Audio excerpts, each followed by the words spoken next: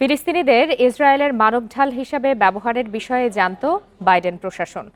বুধবার এমনটাই দাবি করেছে বার্তা সংস্থা রয়টার্স। প্রতিবেদন বলছে, গত বছর কিভাবে আইডিএফের সেনারা গাজার সুড়ঙ্গে ফিলিস্তিনিদের পাঠিয়েছিল সে আলোচনার কথা জানত ওয়াশিংটন।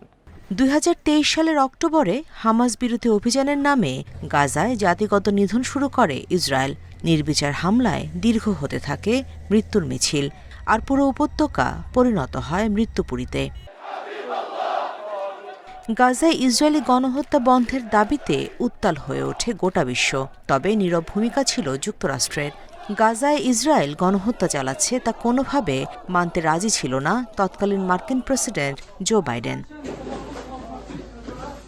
গাজায় ইসরায়েলের গণহত্যার প্রমাণ থাকা সত্ত্বেও তা বাইডেন প্রশাসন ইচ্ছাকৃতভাবে গোপন করেছিল বলে সম্প্রতি এক বিস্ফোরক তথ্য দেয় বার্তা সংস্থা রয়টার্স।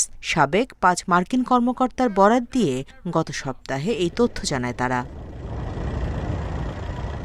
রয়টার্সের বিশেষ প্রতিবেদনে বলা হয়, যুদ্ধাপরাধ সংগঠনের আনুষ্ঠানিক সিদ্ধান্তে উপনীত হলে মার্কিন আইন অনুসারে ইসরায়েলে অস্ত্র সরবরাহ ও গোয়েন্দা সহযোগিতা বন্ধ করতে হবে।